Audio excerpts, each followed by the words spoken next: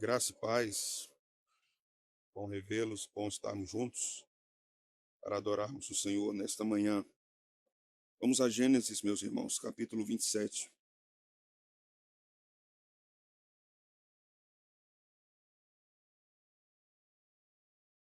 Leremos do versículo 1 ao versículo 17. Será a porção que nós iremos atentar nesta manhã. À medida que você encontrar, por favor, fique de pé.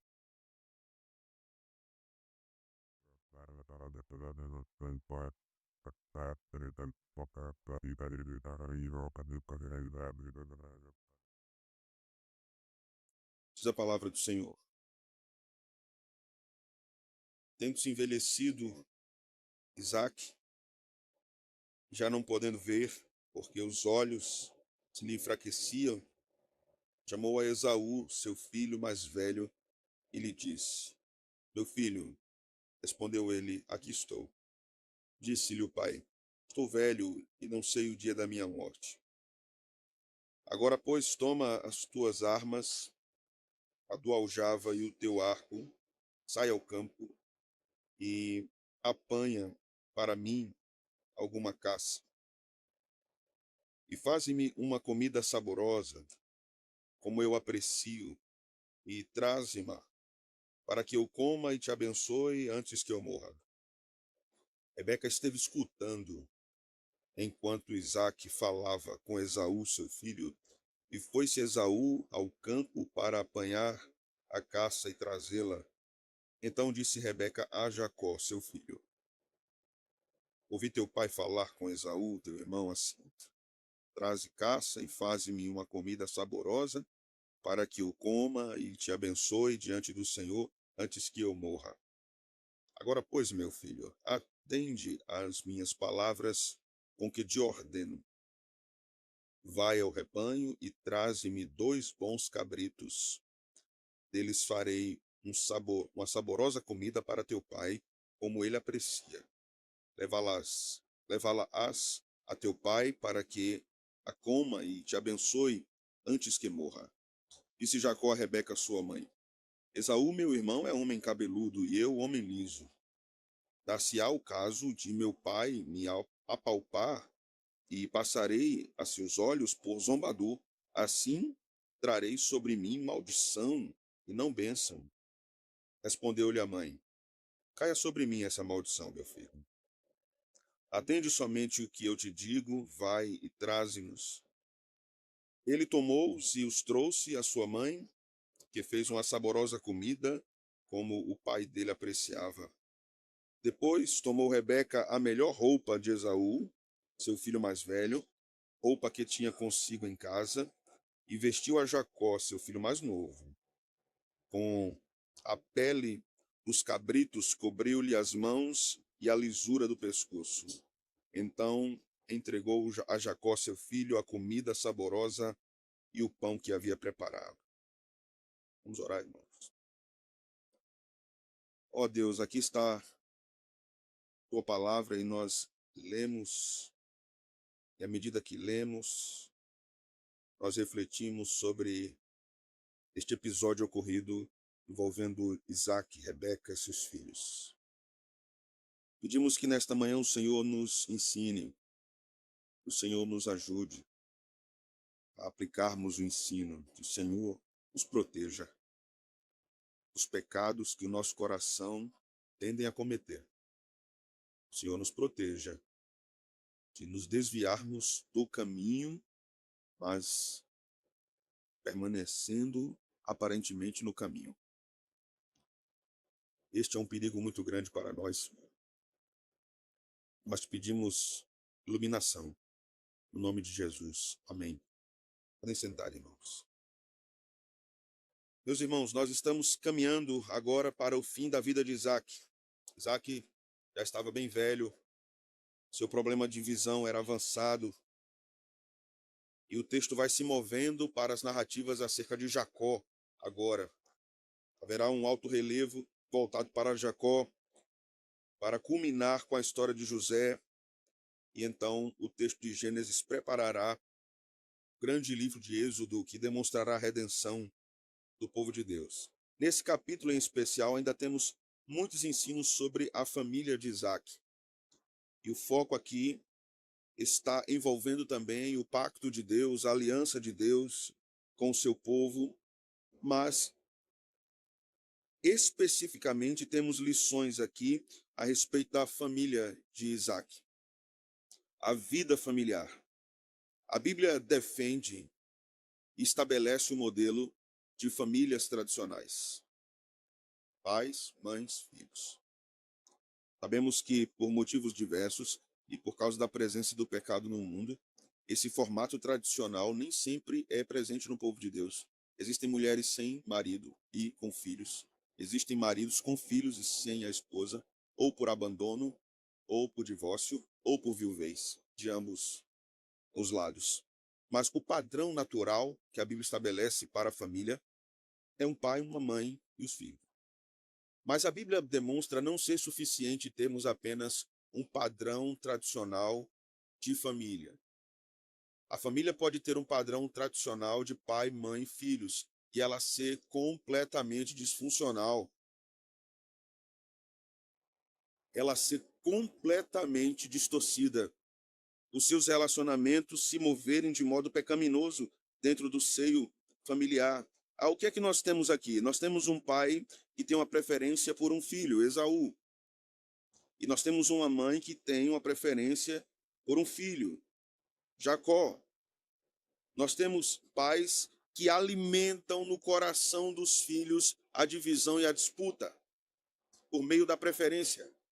Porque quando pais preferem filhos, eles estão alimentando a discórdia, a divisão e a ruptura no relacionamento dos filhos.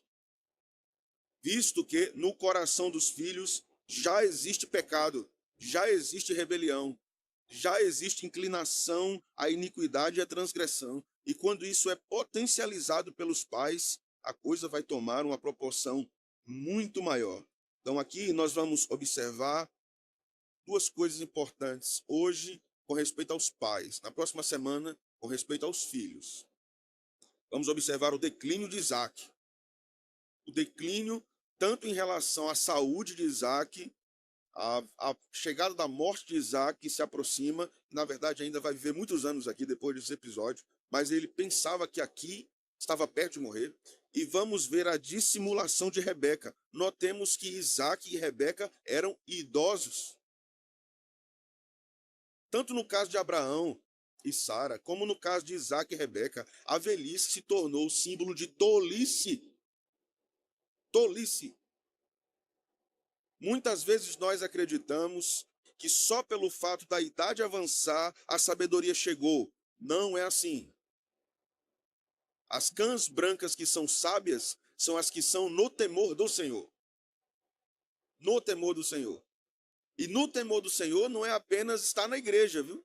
Porque aqui é um exemplo, mais um exemplo, de um casal que temia Deus, que estava dentro do pacto, dentro da aliança, mas cresceu em tolice, em egoísmo, em pecado. Isso é terrível, irmãos. Atentemos nessa manhã o que o Senhor estará nos dizendo aqui. O que o Senhor estará nos dizendo através desta relação de Isaac e Rebeca com seus filhos. O texto vai nos ensinar, em suma, de modo geral, que não basta começarmos bem. Lembremos, uma breve recapitulação. Vocês se lembram de Isaac no campo meditando? Lembram disso? Lembram quando o servo de Abraão foi buscar uma esposa para Isaac? O que é que aquela moça estava fazendo? Trabalhando. Lembram que ela deu de beber a todos aqueles camelos? Uma mulher piedosa, forte, trabalhadora. E agora, no fim da vida, um homem fraco, tolo, e uma mulher manipuladora e terrivelmente má. Uma mulher que enganou o marido. Vamos para o verso 1 até o verso 4, veja. Tendo envelhecido Isaque e já não podendo ver, porque os seus olhos lhe enfraqueciam, chamou Esaú, seu filho mais velho, e disse: Meu filho, respondeu ele, aqui estou. Disse-lhe o pai: Estou velho e não sei o dia da minha morte. Agora, pois toma as tuas armas, o aljava e o arco, sai ao campo e apanha para mim alguma caça. Faça para mim uma comida saborosa. Último desejo de Isaac. Ele pensava que ia morrer. Eu quero comer. Antes de morrer, eu quero uma comida boa. Isaac já era velho e contava 137 anos. E achava que ia morrer. Mas ele morreu com 180. Tinha muita coisa pela frente ainda, né? Muitos anos pela frente ainda. Isaac orienta Esaú a caçar, e aqui nós devemos observar algumas coisas. A primeira coisa que devemos considerar aqui, Isaac como um servo de Deus. Né? Ele é um servo de Deus. Ele é alguém ligado à promessa. Ele é alguém ligado ao pacto abraâmico. Ele é importante na história da redenção. Mas, veja, quando Abraão, pai de Isaac, se preparava para morrer, presta atenção, viu, irmãos? Ele organizou sua casa para o seu filho casar. Vocês se lembram disso? Eu vou morrer, vem cá, Eliezer, eu preciso resolver isso. A vida do meu filho precisa estar resolvida porque há uma aliança. A redenção estava em curso ali. Deus estava desenvolvendo a história e Abraão tinha responsabilidade na participação desse processo. Então, antes da morte, ele quis organizar a sua casa. Isaac queria comer. Vocês se lembram que quando Esaú vendeu a primogenitura para Jacó, o que foi que ele fez? Comida. Aprendeu de quem? Do pai. Aqui cabe o ditado nordestino: esse morre pela boca. Morre pela boca. Nós lemos na palavra que quando Davi estava próximo à morte, organizou a construção do templo para seu filho Salomão executar o projeto. Havia também uma questão envolvida. Davi tinha que se preocupar com isso por causa da aliança, por causa do pacto estabelecido com ele mesmo. Havia um pacto direto de Deus com Davi. Era o pacto davídico. Mas Isaac queria comer uma comida saborosa. Queria comer uma coisinha antes de eu morrer. Aí a gente olha lá para 2 Timóteo, Paulo está perto da morte. Aí ele diz a Timóteo: quando você vier à casa de Carpo, traga a minha capa, os meus livros e os pergaminhos.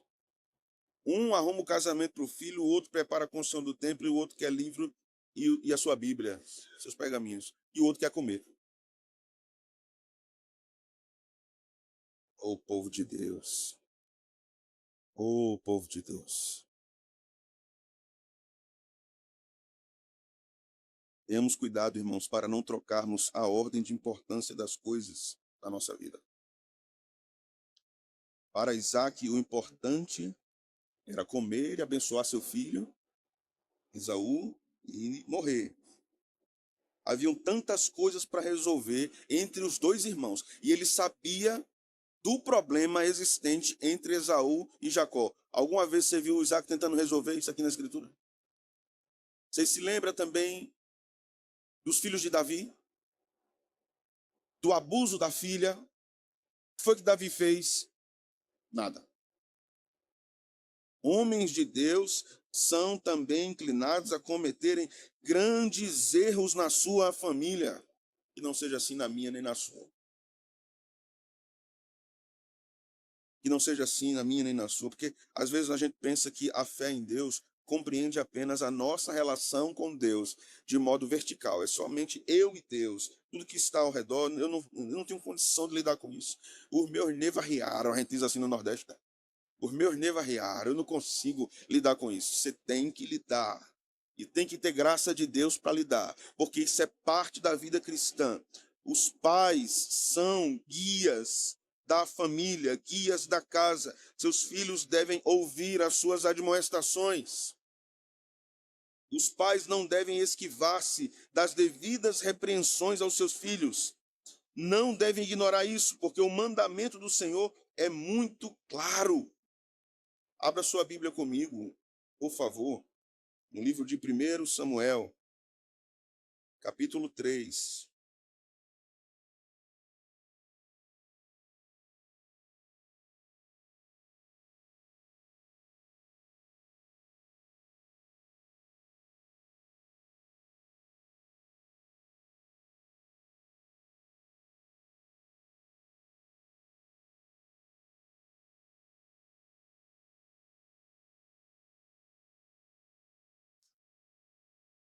verso 11 até o verso 14.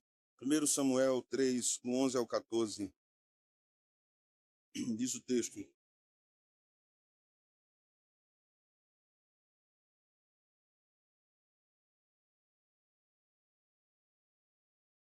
Disse o Senhor a Samuel: Eis que vou fazer uma coisa em Israel, a qual todo que a ouvir lhe tinirão ambos os ouvidos. Naquele dia suscitarei contra Eli, quem era Eli? Sacerdote, tudo quanto tenho falado com respeito à sua casa. Começarei e o cumprirei, porque já lhe disse, e julgarei a sua casa para sempre, pela iniquidade que ele bem conhecia, porque seus filhos se fizeram execráveis. Seus filhos se fizeram execráveis. E como é que termina o versículo? Irmãos, ele sabia da condição pecaminosa dos seus filhos? Sim. Sabia porque via, e Deus já havia repreendido. E ele não havia atendido à repreensão do Senhor. O que é que Deus diz em relação à casa de Eli? Eu julgarei. Veja o verso 14. Portanto, jurei à casa de Eli, que nunca lhe será expiada a iniquidade, nem com sacrifício, nem com oferta de manjares. Deus estava falando com um sacerdote. Deus está dizendo a Eli: vou julgar a sua casa, e não há perdão para a sua linhagem. Você já pensou, irmãos? Não há sacrifício, não há oferta que expie o pecado da sua casa. Eli, é o que Deus estava dizendo: seus filhos estão pecando e você não repreende. Você não os exorta. A culpa está sobre ti, Eli. A culpa está sobre ti. A tua fraqueza tem piorado a condição dos teus filhos. A tua falta de repreensão tem trazido maldição sobre tua casa. Juízo de Deus sobre a tua casa, Eli. E agora, irmãos, aqui o ultimato de Deus é final. Não haverá perdão para a sua casa. Isso é muito duro, irmãos. Muito duro. Entenda só. O futuro dos seus filhos, o futuro espiritual dos seus filhos, depende totalmente de Deus. Mas você deve conduzi-los como se dependesse totalmente de você, para que eles obedeçam ao Senhor. E nós não estamos falando aqui de Esaú e Jacó pequenininhos, tá? E a gente sabe que desde a barriga a briga já acontecia. Nós não estamos falando deles pequenininhos. Estamos falando de homens formados. E os pais alimentaram essa discórdia sem repreensão e acentuando isso, dando preferência a um e a outro. Esaú era um homem que gostava dos prazeres. Jacó era um homem que gostava do status. Jacó era ambicioso. Você pode olhar para os seus filhos e ver características semelhantes.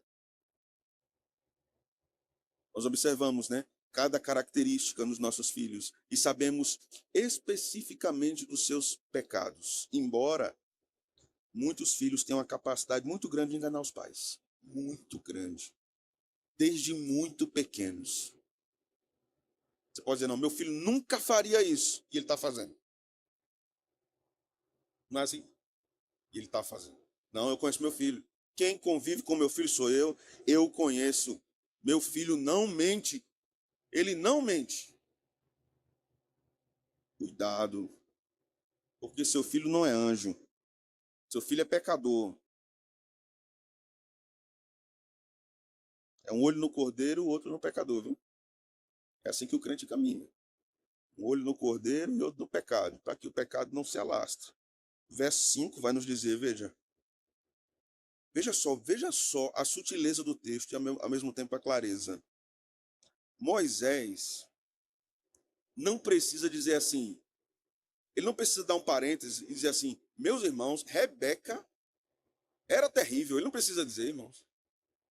Só basta ele contar a história. A narrativa já é argumentação, certo? A narrativa já é argumentação. No verso 5 ele diz: Rebeca esteve escutando. enquanto Isaque falava com Esaú, seu filho. E foi-se Esaú ao campo para apanhar a caça e trazê-la. Então Rebeca chamou Jacó, seu filho, e disse: Filho, eu ouvi seu pai falando com seu irmão assim, assim, assim. Você vai na frente, vai trazer 2 animais, eu vou preparar. Você vai se vestir como seu irmão. Eu vou colocar pelo no seu pescoço, no seu braço, porque se ele tocar, aí ele vai pensar que é seu irmão. Seu pai tá velho, tá cego, tá meio doido do ouvido também. Então ele não vai discernir que é você. Vai dar certo, filho. Se fosse um crente de hoje, ia dizer em nome de Jesus. Ou não era?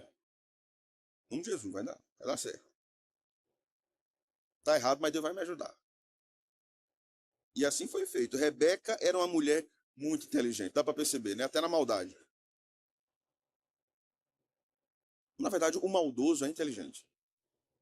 Não em todos os termos. Porque se fosse muito, não era maldoso. Entendeu? Mas Rebeca era muito inteligente. Ela era perspicaz. Ela sabia, ela sabia ler o ambiente ao seu redor e sabia como projetar. Calculista, manipuladora. Rebeca é um exemplo de que aquele ditado que eu já falei para vocês, aquele ditado que diz assim: ninguém muda, só mostra a verdadeira face. Isso não existe. Se isso é verdade, nós somos imutáveis. Nem conversão pode acontecer no nosso coração. As pessoas mudam e mudam muito, para melhor e para pior. Para melhor e para pior. Rebeca arma uma cena, pensa em tudo, até nas consequências daquele erro, porque ela diz: se tiver maldição, a maldição venha sobre mim. Fique em paz, meu filho. Desde que eu coma bronca, já estou perto de morrer também. O que importa é que você tenha sucesso. Naquela época o status era isso, né? Fica claro na história que os pais tinham filhos prediletos e que eles potencializavam essa predileção, acentuando a divisão dos filhos. Nós vamos ver que isso vai se tornar algo terrível na família de Isaac. Um irmão querendo matar o outro. A velha história de Caim e Abel retorna ao livro do Gênesis. Rebeca está disposta a mentir. Jacó está disposto a enganar. E essa é a relação desse filho e dessa mãe em relação ao seu pai, em relação ao filho, em relação ao irmão. Rebeca cozinhou como se fosse. Agora, como se fosse Esaú. Veja só. Aquela mulher passou algum momento ali, minutos, horas, preparando aquela comida. Não é uma mentira que saiu assim, entende? Não, porque na hora da tensão aí saiu a mentira, eu queria me safar. Não, não. Era algo planejado, arquitetado, pensado. Cada mexida na panela era um pensamento que se desenvolvia de como continuar enganando Isaac. Meu Deus do céu.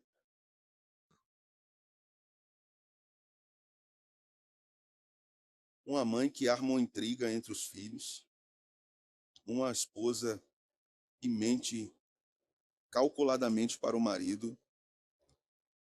Ouça, ela era crente. Ela era crente. E você, minha irmã? Está seguindo um padrão dessa natureza? Manipulando seu marido? Mentindo? Instigando a divisão entre os filhos? Comparando? Veja seu irmão. Seu irmão não faz isso que você faz. Seu irmão era pequeno, não me deu trabalho, rapaz. Você me dá um trabalho desse? Sua irmã era pequena, ela não fazia isso. E você faz um negócio desse? E aí o filho mais novo vai crescer, dizendo: seu filho, né, mãe? Sua filha querida, né, mãe? Sempre sua filha ou seu filho, não é, mamãe? A senhora sempre escolheu, não é, mamãe? Aí a mamãe diz assim: não, eu nunca escolhi, eu tratei igual. Foi? Foi assim? As falas foram sábias. Se você tem queixa dos seus filhos, faça-as a Deus. A Deus. Dobre seus joelhos e ore a Deus pelos seus filhos.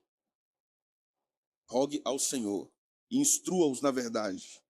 Porque sim, vamos ter filhos mais propensos à piedade e filhos mais propensos à rebeldia. Mas talvez o filho mais favorável aos pais se torne no futuro o grande símbolo de desobediência. Você não escolheria Jacó para ser eleito? Escolheria? Eu mesmo não. Mas foi ele que Deus quis. Então tenha cuidado, porque as nossas expectativas podem ser frustradas pela história que se desenvolverá. Mulheres dominadoras devem lembrar-se que o Senhor disse a Eva o seguinte. Tradução King James diz assim: seguirás desejando sempre influenciar o seu marido. E outra tradução diz dominar o seu marido. Essa maldição sobre Eva se perpetua ainda no coração de muitas mulheres.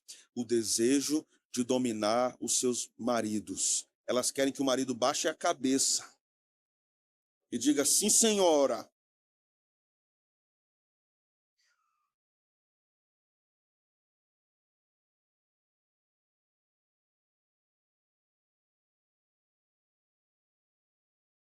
E diga sim, senhora. Seja feita a sua vontade, assim na terra como no céu, minha esposa. Apoie quem manda, quem pode, obedece quem tem juízo. Quem vai obedecer, você está aqui.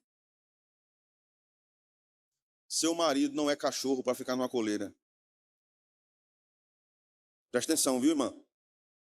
Tenha cuidado. Tem mulher que calcula todos os passos do marido. Está onde? Saindo do trabalho. Manda a localização em tempo real. Está onde? Estou aqui no gabinete com o pastor. Faz uma selfie aí.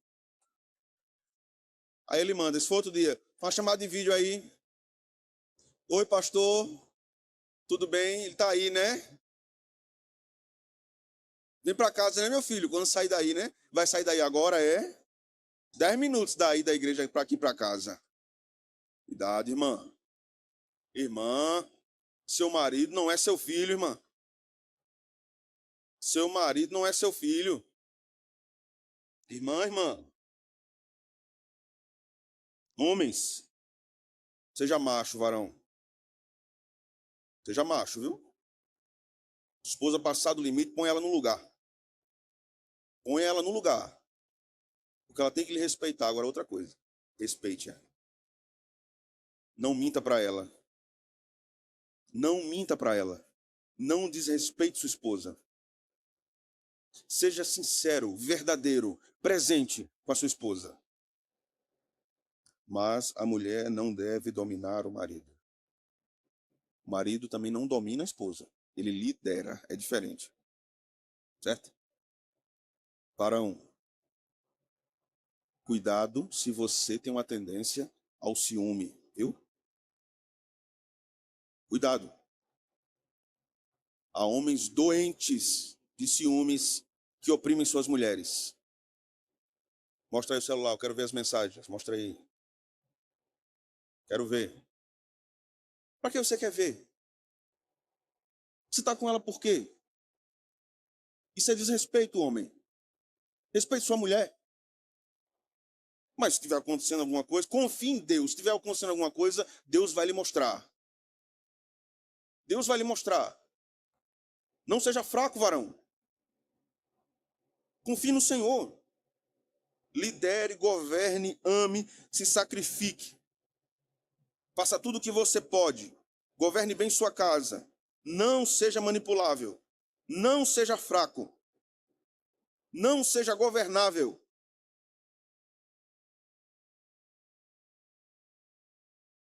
Torno a dizer, irmãos, que a Bíblia nos traz respostas para todas as demandas possíveis do casamento e também traz em relação ao ciúme. Ciúme excessivo tem algumas origens. Primeira, insegurança. Insegurança. Insegurança porque talvez não esteja fazendo o que deve ser feito no casamento. A primeira coisa. Segunda coisa, sentimento de redenção, que o casamento é o ápice da felicidade humana. E então não quero perder meu casamento. Então eu vou fazer de tudo para não perder meu casamento. Casamento não é redenção. Casamento é uma bênção. Mas a nossa identidade não está no casamento, está em Cristo. Cristo é a fonte primária e última de toda felicidade. Terceiro, ciúmes excessivos se desenvolvem por causa da própria fidelidade da mente do outro lado, da outra parte. Certo? Infidelidade suscita ciúme. Porque se coloca um padrão, todos são como eu sou. Todos são infiéis como eu sou, então minha esposa também é infiel. Ou do outro lado também, né? Meu marido é infiel. Tem homem que clona o telefone da mulher, tem mulher que clona o telefone do homem. Né? Pelo amor de Deus, irmãos.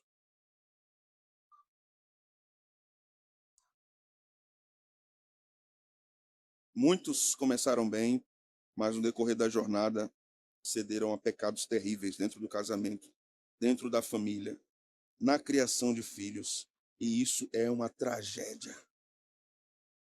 Mas, pastor, nós já estamos há 50 anos casados. Ok, a pergunta deve ser assim: bem casados? Bem casados? Amadurecidos? Cheios de amor ainda? Você ainda beija a cabeça de sua esposa antes de dormir? Depois de tantos anos? Você ainda tem prazer, minha irmã, de servir seu marido com amor? De dizer que o ama, que o admira? É assim? Ou a gente, quando deita, está orando para o outro morrer logo? Senhor, leva essa trepeça da minha vida, porque a dificuldade está muito grande. É melhor que eu fique só. E quando Jesus dá um susto na gente, ele não faz isso, né? O cônjuge tem um troço, sofre um acidente, alguma coisa. Senhor, não leve não, não leve não, Senhor, não leve não. E agora o que é que vai ser da minha vida? Aí Jesus faz, você não queria? Tá vendo aí? Então cuidado com o que você pede. Mas é muito difícil, pastor. Sim, você acha que casamento é igual a tomar sorvete? Casamento é difícil. Nós vamos amadurecendo no processo. Ninguém sabe ser casado, ninguém sabe. Nós aprendemos com Cristo no processo. E o modelo para o homem e para a mulher no casamento é Jesus mesmo, irmãos. De mansidão, de renúncia, de morte.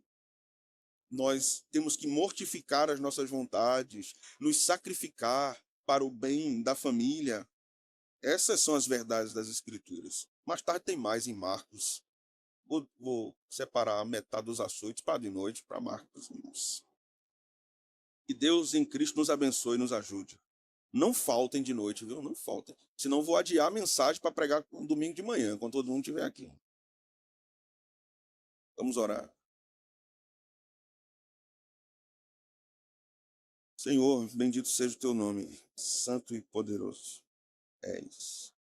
Abençoa-nos, ajuda-nos a sermos fiéis em Cristo. E o Senhor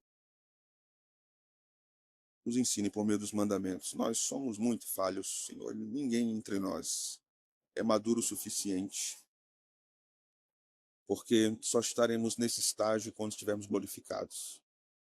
Não somos suficientes, nós somos tão falhos e fracos, e nós somos tão propensos ao pecado, e a maldade do nosso coração é tão grande, Senhor, e nosso coração é tão vil. Por isso nós gememos de angústia e de dor, porque o pecado ainda habita em nós, mesmo tendo conhecimento de Cristo e sendo salvos por Cristo. Nos ajuda, Senhor, a vivermos de modo digno do Evangelho.